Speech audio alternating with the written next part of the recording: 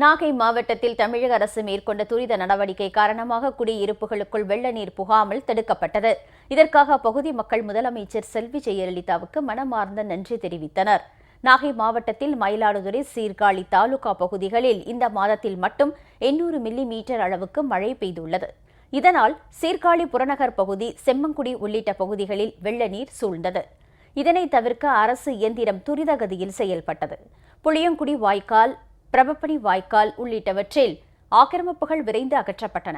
இதனால் 30க்கும் மேற்பட்ட கிராமங்களை சூழ்ந்த வெள்ளம் வடிந்து இயல்பு நிலை திரும்பியுள்ளது.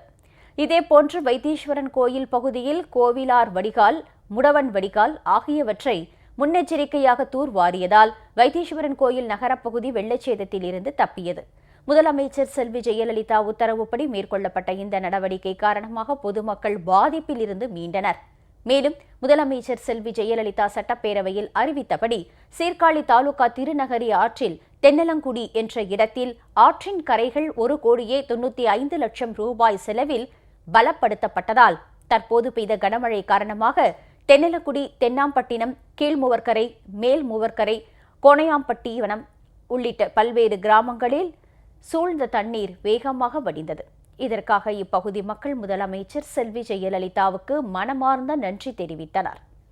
அம்மாவோட அணைக்கணுங்க அதிகாரிகள்லாம் துரித நடவடிக்கை எடுத்து எந்திரங்கள் மூலம் வாய்க்காலில் எங்கெங்கே தேங்கியிருக்கோ அங்கெல்லாம் தூர்வாரி இப்போ தண்ணி வடிகால் வசதி ஏற்படுத்தி கொடுத்துருக்காங்க. அதை ஏற்படுத்தி கொடுத்த அம்மாவுக்கு செம்மொழி கிராம சார்பாக நன்றி தெரிவித்துள்ளது. இந்த உடப்பு எடுத்ததுலேருந்தே ஒரு சொட்டு தண்ணி கூட கிழக்க உள்ள கிராமம் பூராவும் ஒரு சொட்டு தண்ணி கூட பாயாது, எல்லாம் வடிகால் தான் போகும். அது அடைச்சதுக்கு பிற்பாடு தான் இந்த வருஷம் நல்லா விதமாக இருக்குது. அம்மா ஆட்சியில் உத்தரவிட்டு செஞ்சு கொடுத்தாங்க. அதனால் விவசாயிகள் நன்றி. கரை முன்னாடி உடைஞ்சிருந்தது. இப்பொழுது தமிழ்நாடு அரசு சார்பாக கட்டி கொடுத்து இப்போ 35 கிராமம் அம்மாவோட ஆட்சியில் நல்ல முறையாக பாசனத்துக்கு தண்ணீர் கிடைச்சது. விவசாயிகள் சார்பாக நன்றிகளை. மழை அதிகமாக பெஞ்சதுனால கோயிலார் வடிகாலை நம்ம சீர்காழி பகுதி பிடபிள்யூ துறையினர் அதிரடி நடவடிக்கை காரணமாக எல்லாத்தையும் தூர் எடுத்து விட்டாங்க.